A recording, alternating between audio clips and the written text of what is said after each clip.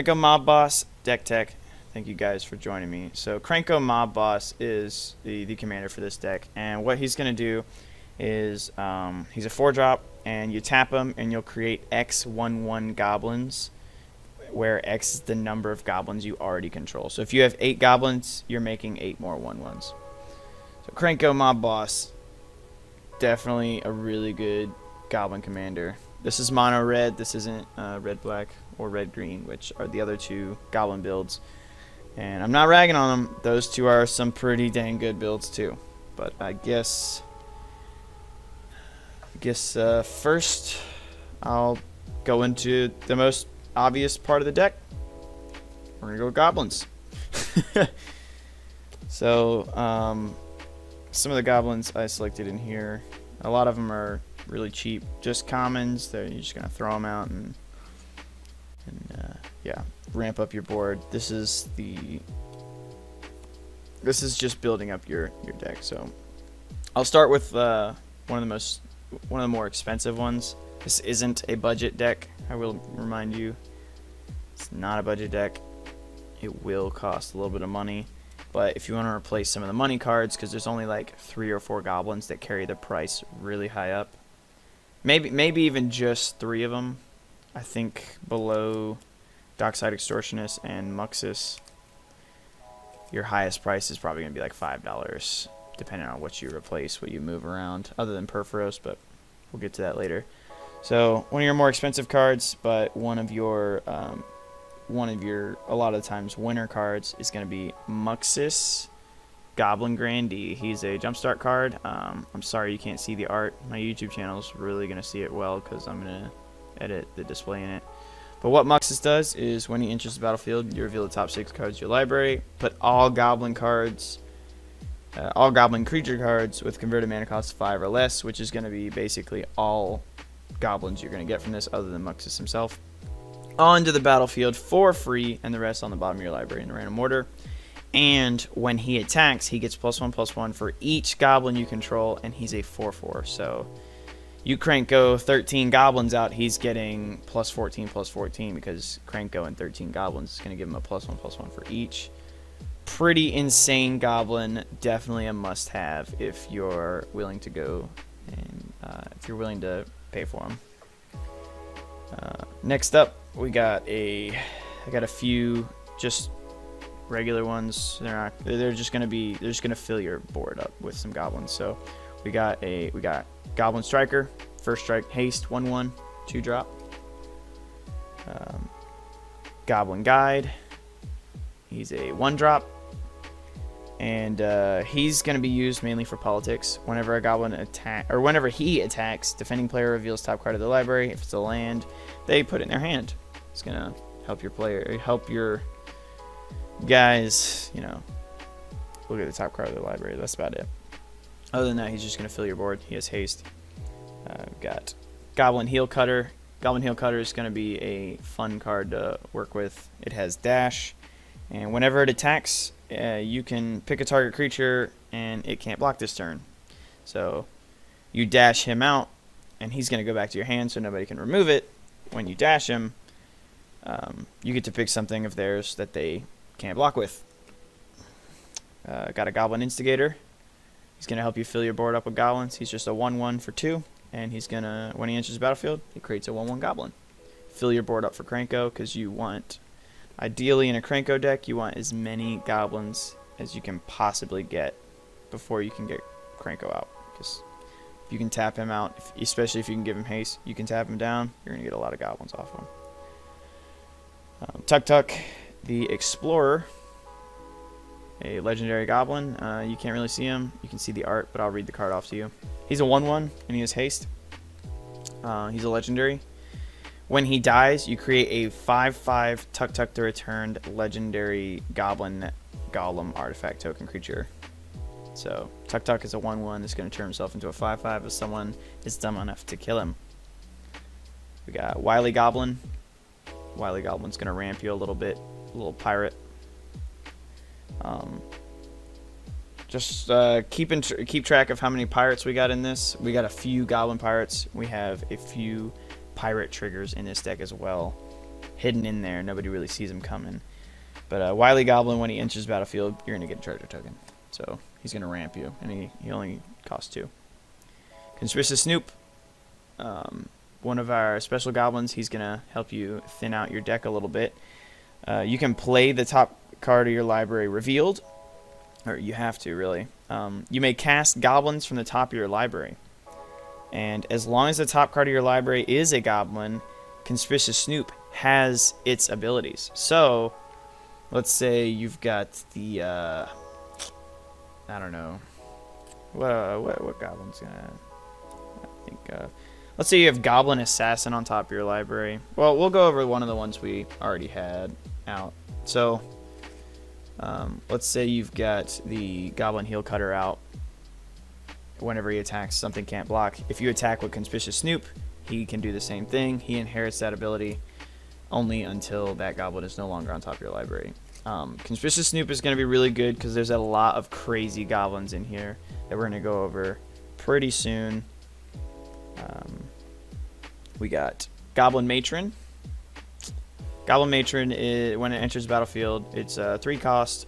It's going to let you find any goblin card you want and reveal it and put it in your hand. It's going to help you find a chieftain or one of your other Krenkos. It's a pretty good one. You fetch basically anything. Find a goblin recruiter, whatever. Next up, another legendary goblin. We got Krenko, 10th Street Kingpin. Whenever he attacks, put a 1/1 counter on it and create any number of red goblins, 1/1s, equal to his power. So if nobody blocks that, you're just going to make more and more goblins every time you swing with him. Pretty crazy. And if you can make him unblockable, or you can force people not to be able to block him to death, you're going to get a lot of goblins out of him. Got Reckless Bushwhacker. He's got a surge cost for 2, and he has haste. When he enters the battlefield, if you paid his surge cost, other creatures get +1/+0 and haste until end of turn. It's going to be pretty good if you can get him and Krenko out in the same turn, because you're going to be able to tap Krenko down, and you're going to be able to make your goblins. We got Pure Wild Shaman. I don't know if you can see the art for that. It's a foil, so like he shines in that light really bad. Pure Wild, he's got Blood Rush. You can discard him, and target attacking creature gets +3/+1 until end of turn. And then whenever one or more creatures you control deal combat damage to a player, if Pure Wild is in your graveyard, you can pay 3. If you do, he goes back to your hand. So you're going to discard him, make one of your goblins bigger. If he hits the player, you're going to bring him back. One of the new ones, and one of my favorite goblins because he is really funny to use, we got Tago the Weaponsmith from Commander Legends. I love this one. Whenever a land enters the battlefield, you're going to create a rock.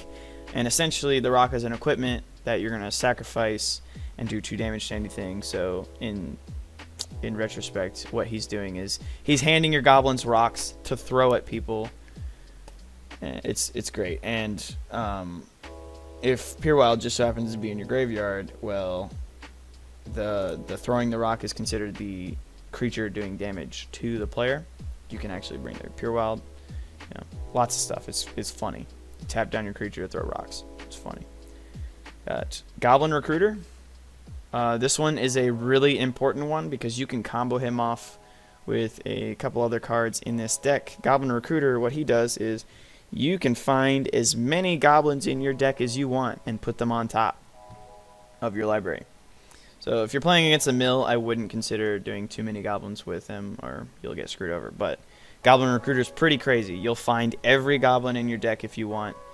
If you put Muxus on top, you're guaranteeing yourself the top 7 because you'll get the Muxus, you'll throw them down, you'll get all 6 goblins that you put on top.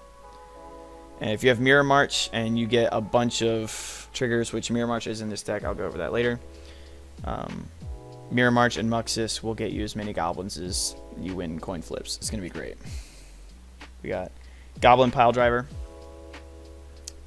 Goblin Pile Driver has Pro Blue, and whenever he attacks, he gets +2/+0 for each other attacking goblin. And if you can give him first strike, it's gonna be crazy because he will kill any and everything as long as you attack with a lot of goblins in that turn. Got Goblin Ringleader. He'll let you reveal the top 4 of your library, and those ones will actually go in your hand. Any Goblin cards revealed that way go in your hand, and the rest on the bottom in any order. Squee Goblin Nabob. He'll be free sacrifice fodder because there are a couple sacrifice cards in here. Haven't gotten to him yet. Another legendary one. Whenever you sacrifice him, or whenever he dies, if he's in your graveyard on your upkeep, you put him back in your hand. It's pretty good. You keep recasting Squee. We got Gurtog Bugcatcher. Gurtog's not going to be a very big goblin in this deck. He does have trample, so it combos off with a couple other cards that are going to make him bigger. But he makes himself bigger. Whenever he attacks, he gets +1/+0 for each creature in your party. We're not really concentrating on the party trigger. We don't really care much for that. What we care for is some of the enchantments I'll go over in a little bit. We got Goblin Balloon Brigade. That's going to be your one flying goblin. There's a couple other flyers in here, but they're not goblins. But this is your one flying one.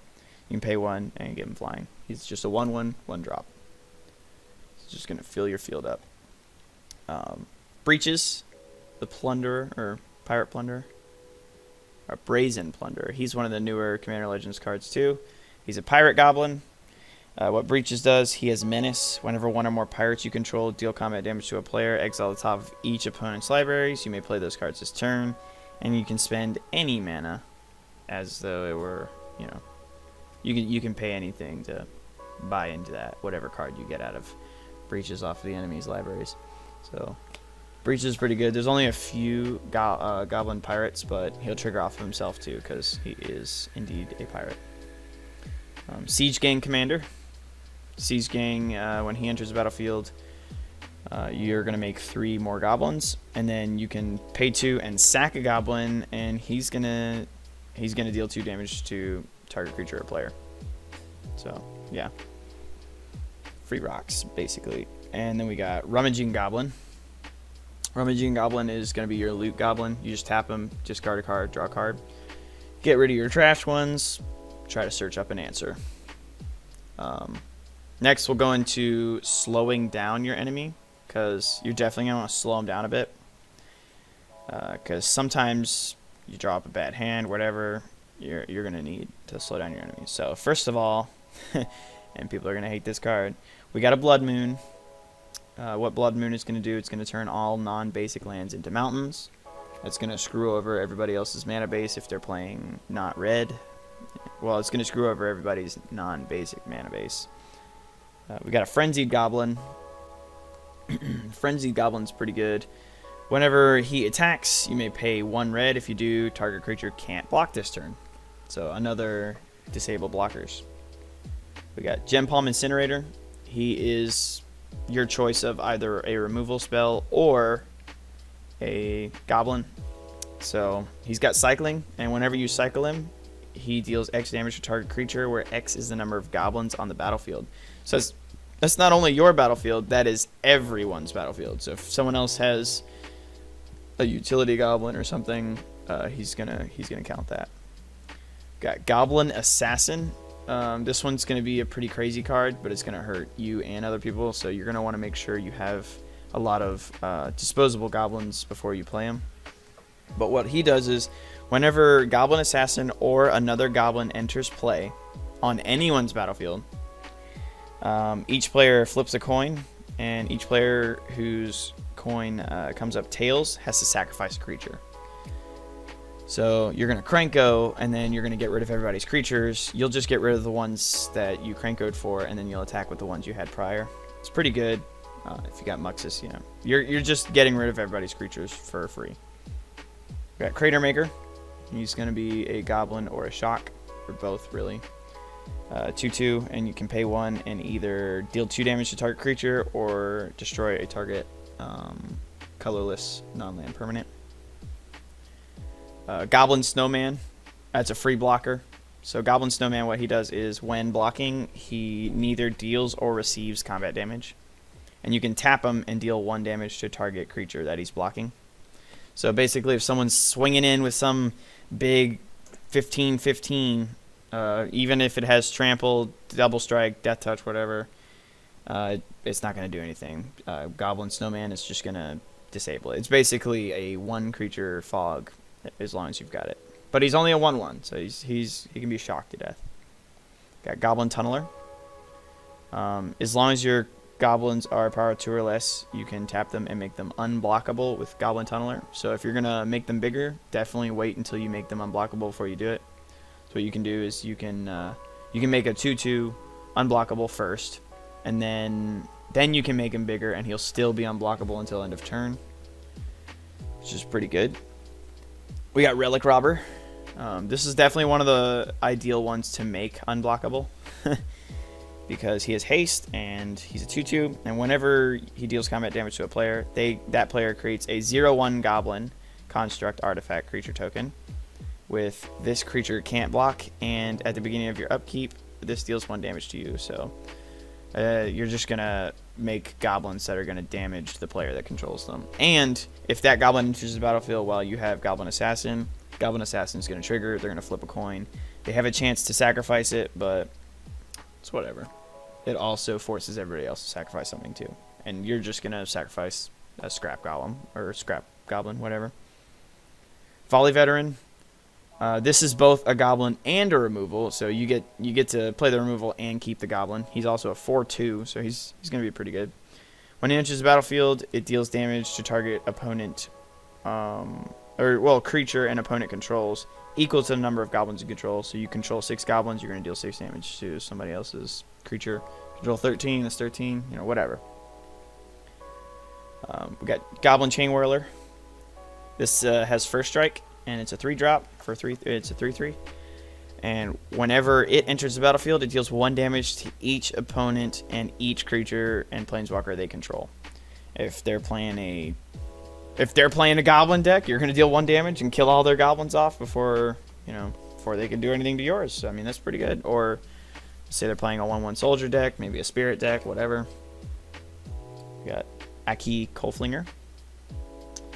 Aki Kolflinger has first strike as well. He's a 2/2. You can pay 1 and tap him, and attacking creatures that you control gain first strike until end of turn. Actually, no, you can use this for politics too. Attacking creatures gain first strike until end of turn. So that's anybody's turn. Any attacking creature, they're going to gain first strike. It's a pretty good one. Especially if you can make those goblins bigger, which later in this video I'm going to teach you how to do that. There are a couple of utility spells that are going to make that. That's going to make Aki a win con. We got Goblin Shorecutter. Goblin Shorecutter, when he enters the battlefield, target creature can't block this turn, so you're just going to disable somebody else's blocker.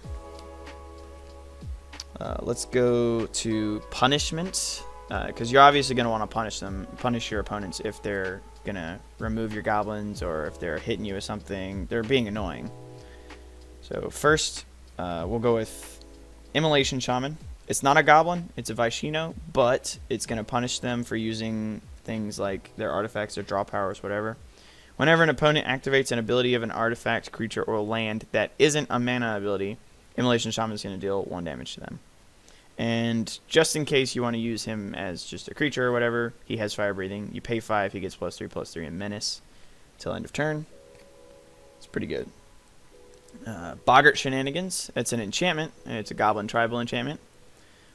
Whenever another goblin you control is put into a graveyard from play, you may have Goblin Shenanigans deal 1 damage to target player. So if someone removes one of your goblins, goblin tokens still hit the graveyard. They're just going to dissipate in the graveyard, but they're going to trigger Goblin Shenanigans. If someone removes them, deal 1 damage. So if someone plays a field wipe and you've got 50 goblins, you're going to kill somebody. It's going to be good. Pashlik Mons, another punishment card. He's a legendary goblin. Whenever Pashlik Mons or another goblin you control dies, he's going to deal 1 damage to any target, so you can do that at the creatures or whatever. And you can actually pay 4 and sacrifice a goblin and then create 2 more goblins in replacement. So if you sacrifice one of your token goblins, and you're going to replace them, and then you're going to deal some damage to whoever you want. And then we've got Hellrider, another non-goblin card. This is just a devil, but he's also going to punish your stuff. So whenever he has haste as well. Whenever a creature you control attacks, Hellrider deals 1 damage to defending player. So he's basically another raid bombardment. We haven't gone over raid bombardment, but having that triggering is going to be amazing. Let's go over some utility goblins. These guys, this section's gonna make them. It's gonna make your goblins bigger. It's one way of doing it. So first of all, we have a goblin enchantment. It's Goblin War Paint. Goblin War Paint, you're mainly gonna want to use on Krenko, just so he's bigger, harder to remove. But he's gonna get +2/+2 in haste, and the haste is an important part. You can tap him down immediately. It's gonna be good. We got Goblin War Chief. Goblin spells you cast cost 1 less to cast, and he also gives all goblins haste. We got Legion War Boss. I got a foiled one, so he's going to shine really bad. But Legion War Boss has Mentor, so whenever this creature attacks, put a 1/1 counter on attacking creature with lesser power. He's a 2/2 right now, but you know he'll get bigger and bigger as he goes. At the beginning of your combat, create a 1/1 red goblin creature token. It gains haste, and it attacks this combat if able. So yeah, that's Legion War Boss. We got Goblin Trash Master. He's both an artifact removal and a goblin pumper, I guess. Other goblins you control get +1/+1, and you can sack a goblin and destroy target artifact. It's pretty good. Goblin Chieftain, one of my favorite ones, one of the better ones. Goblin Chieftain has haste. Other goblin creatures you control are going to get +1/+1, and they'll have haste too. I'm trying to sit in front of that light. It's pretty bad. Got Goblin King. Goblin King is going to be really dangerous for your red, black, and red players. Other goblin creatures have +1/+1 and Mountain Walk, so you're gonna be able to kill those red players pretty easily with Goblin King. We got Dockside Extortionist, your final utility one. When Dockside Extortionist enters the battlefield, you're going to create X treasures, where X is the number of artifacts and enchantments your opponents control altogether. If you're in a 4-person pod, you're going to count them all up. You're going to make a bunch of treasure off of them. Let's go into some utility artifacts, enchantments, whatnot.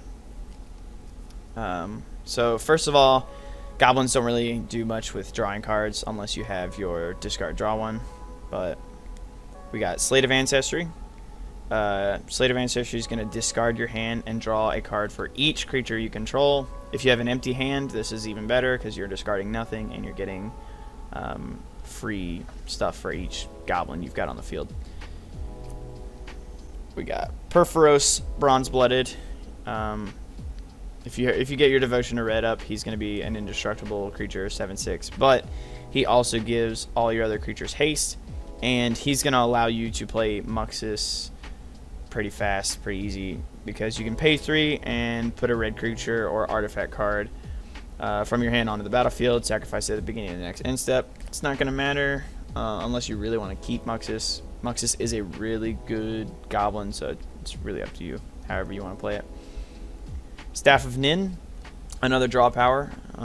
Staff of Nin is a 6-drop, so it's gonna hurt you, or it's not really gonna help you very much early game. But at the beginning of your upkeep, draw a card, and then you'll draw for turn, so you'll get 2 cards on your draw steps. And then Staff of Nin is gonna deal 1 damage to any target or player by tapping. That's pretty much it. It's a good pinger and drawer. Mirror March is a very important enchantment here. This one is good for Muxus or anyone with ETB triggers, anything like that. All your goblins that trigger this is going to be great. Whenever a non-token creature enters the battlefield under your control, flip a coin until you lose a coin flip. For each flip that you won, create a token that's a copy of that creature. Those tokens gain haste. Exile them at the next end step. You can actually, if you have Sundial of the Infinite, I don't have it in this deck, but if you put Sundial of the Infinite in here, you can actually skip on the exile at the end step thing. All you have to do is tap the Sundial, and it will end the turn, and it will exile the ability that's exiling them. It'll cancel it out, and you'll get to keep all the copies that you've made, which is pretty crazy, but I don't run Sundial. You can replace Staff of Name with Sundial. It would be pretty worth it if you had that. We got a Skull Clamp. If you don't know what Skull Clamp does, pretty important card if you're making a bunch of 1/1s. Equipped creature gets +1/-1, and whenever equipped creature dies, draw 2 cards. So you're going to equip it to a 1/1 Goblin token, just a Scrap Goblin, and you're going to draw 2 cards. And then our last one is Conjurer's Closet. Conjurer's Closet, at the beginning of your end step, you may exile target creature, then return it to your battlefield under your control. You got a Volley Veteran out. Volley Veteran's going to deal damage equal to the amount of goblins, and you can do that every turn with Conjurer's Closet. Let's go to a couple of your instants and sorceries here. I only have 2 instants and 1 sorcery other than the ones that were already named, if there were any. I don't remember there being any. We got Bolt Bend. Someone's trying to get rid of your Krenko. You're going to retarget that spell.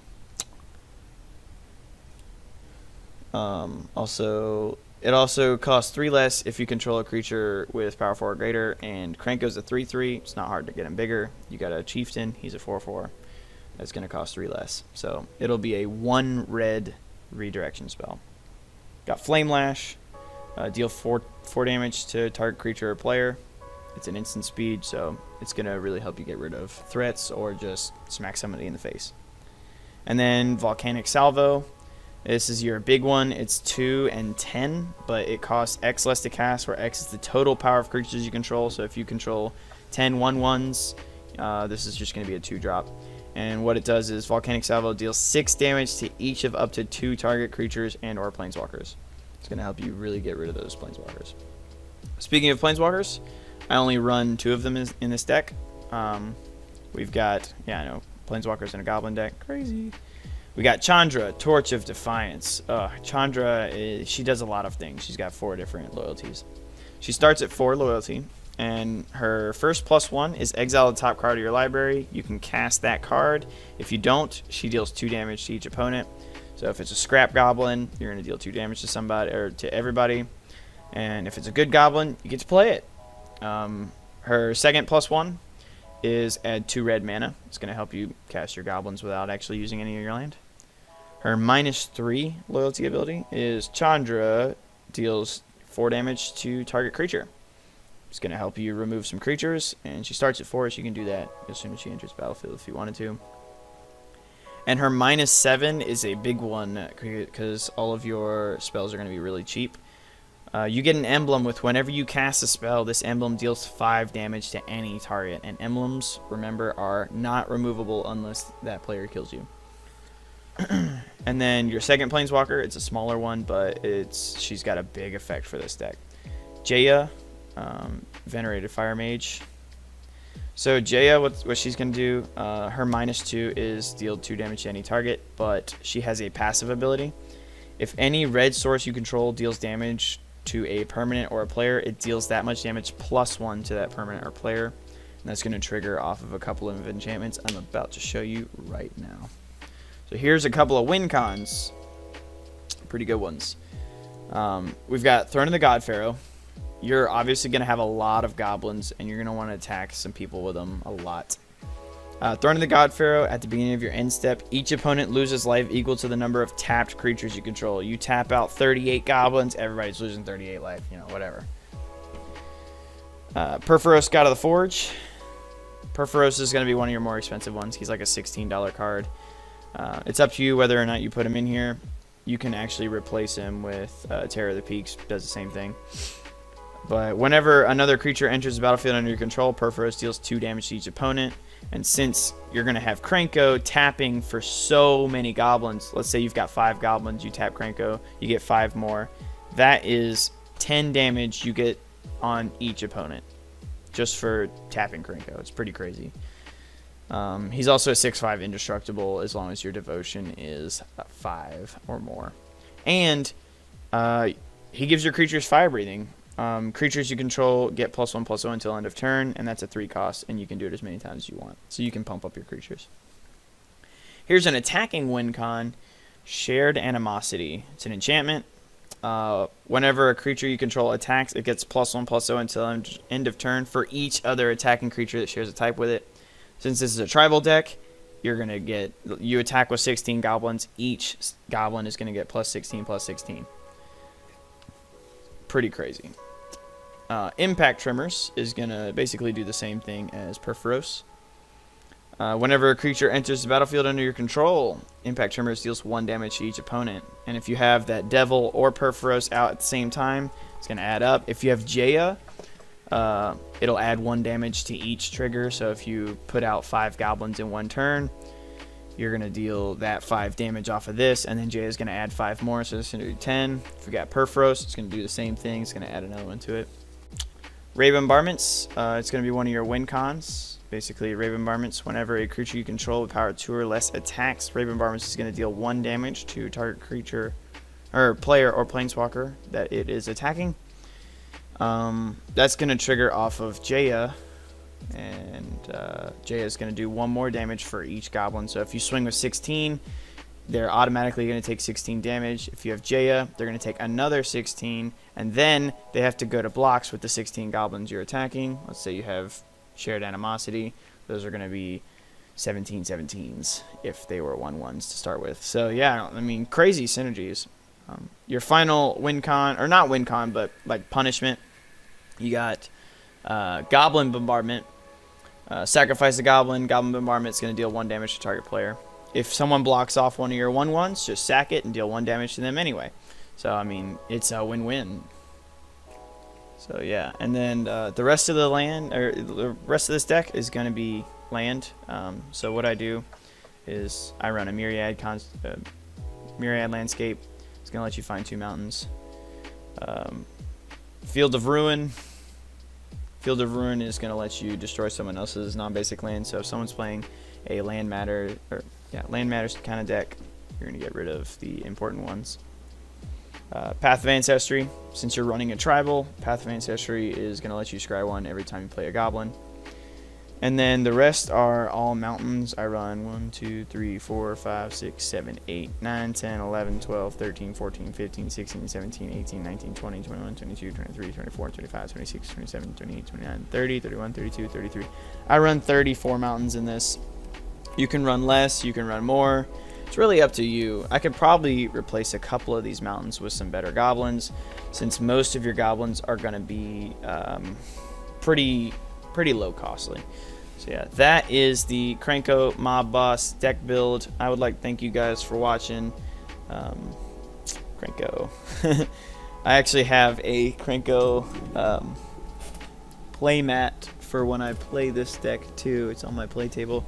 But yeah, this is just for when I play with the Krenko deck. I actually have a Krenko Mob Boss playmat. If you want to leave a follow on the stream, NPC Whisperer on stream. NPC Whisperer is my gaming channel, and Deck Wardens is the Magic the Gathering channel. Leave a subscribe if you want to show that support, and yeah, thanks again for watching.